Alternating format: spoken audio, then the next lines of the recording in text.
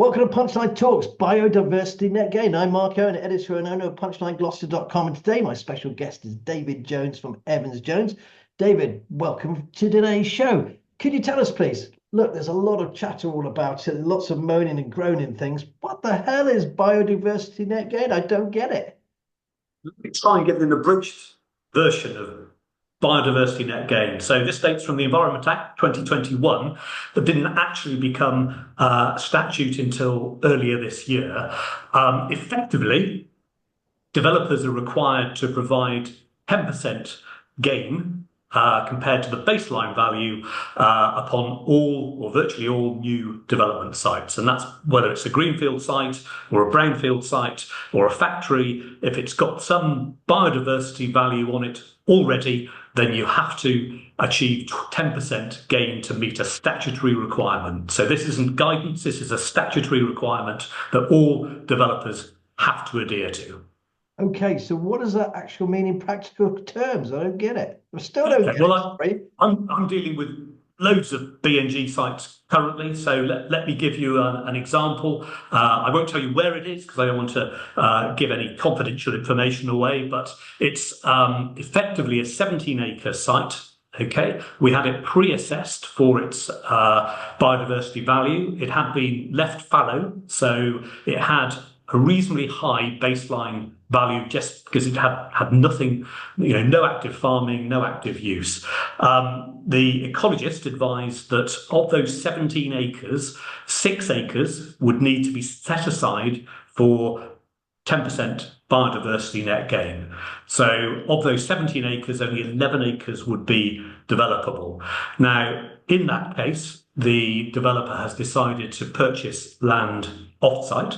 Okay, so they could be purchasing up to 6 acres off-site in addition to their 17 acres. So, instead of a 17-acre site, we've now got, 23 acres that are delivering the same number of dwellings. And that is some of the crazy results of BNG.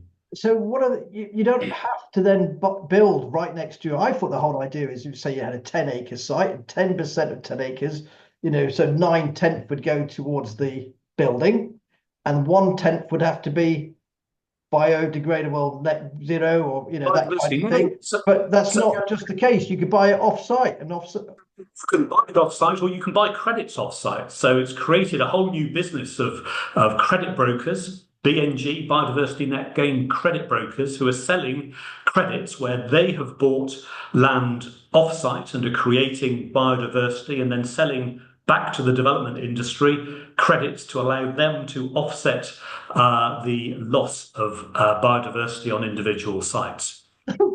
So is this making any sense, Mark? No. So the people selling credits for this somewhere else as well. Yeah, it's a bit. Do you remember the days of milk quotas, where there was this, in farming, there was this, crazy thing where you bought milk quotas to milk your cows. Well, it's a similar regime. So we've now got land quotas of biodiversity credits that are being sold on the open market to compensate for that which is lost on site. But moreover, the SME market is being particularly hard hit by this. So I looked at a city centre site. It was a backland, basically a concreted over yard where a client was looking to provide just one small dwelling on that yard. There was a self-seeded tree. It had been allowed to grow for a number of years. Well, that fell outside of the BNG exceptions, and therefore that client had to provide for a 10% uplift on a tiny little site in a city centre. Now, the end result of that was it didn't go ahead. The cost of investigating it through ecologists and then offsetting and mitigating was just not viable for a single dwelling small centre site. Couldn't you just gone over there and chopped it down a little bit and nobody would know this is the thing, nobody would know if you hadn't reported it? Well, you say that. So the draft of the legislation thought people might do that. So there are now systems where aerial photographs and older aerial photographs can be reviewed and assessed by AI for their biodiversity net or biodiversity value at a point in the past. And under the legislation, they can go back to January 2020 if they feel somebody has deliberately despoiled a site to circumvent the requirement. So don't go preparing sites by chopping things down, please. I mean, surely this is having such a knock-on effect for the smaller house builder. You know, how the hell can they afford to do that? And the extra additional cost would be phenomenal. If you've got a couple of units you want to put on a site somewhere, and then adding on buying extra land, it's going to add on so much expenditure, let alone using good arable land. Yeah, I mean, Farmland, isn't it? be mindful that Gloucestershire land and property prices, remain quite high compared to other parts of the country. And if I'm seeing sites in this area which are not viable because of the financial load placed on developers, then, think what it's like in areas which are, not as high value. Things just won't go ahead. And we set that against the government who want to build 370,000 homes per annum. It's just, theoretically not in practice, it's not going to happen. We are blocking it at source. And what are the key messages for the developers? What's the key takeaway then? Well, developers, they need good advice. So sites need to be reassessed for their ecology baseline prior to purchasing a site. So at least the developer will know what they are into. There are means by which sites can be, or the impact can be mitigated a little bit by, carefully drawing the red line around a site. But ostensibly, it is, being well aware and ensuring that developers are not overpaying for land, because if they do, they will get severely caught out. What do you see this sort of end game? What do you feel the final outcome of this is going to be? I think it's got to be changed, but whether that message or when that message gets through to government, I don't know.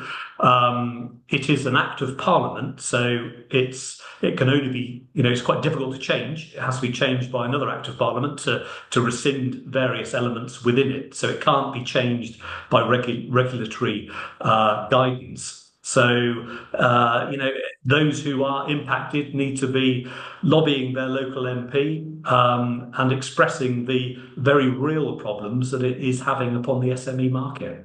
And I'm assuming the overall housing market, because it won't move as fast forward as they want it to, and the farming market. Indeed. So it's a double or triple whammy, really.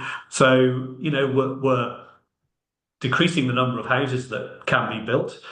We're using up more land, and we are taking away productive farming land. So we're taking that out of agricultural production in certain cases, and that cannot be allowed to happen, indefinitely. It's stopping development of that type. B, as a country that already can't feed itself off its natural resources within the country, it seems a little bit boneheaded to start using more of that land for biodiversity net gain. As much as I'm supportive of biodiversity net gain, it needs to be dealt with in a completely different way. David Jones from Evans Jones, thanks ever so much for talking to Punchline Talks, Gloucester.com.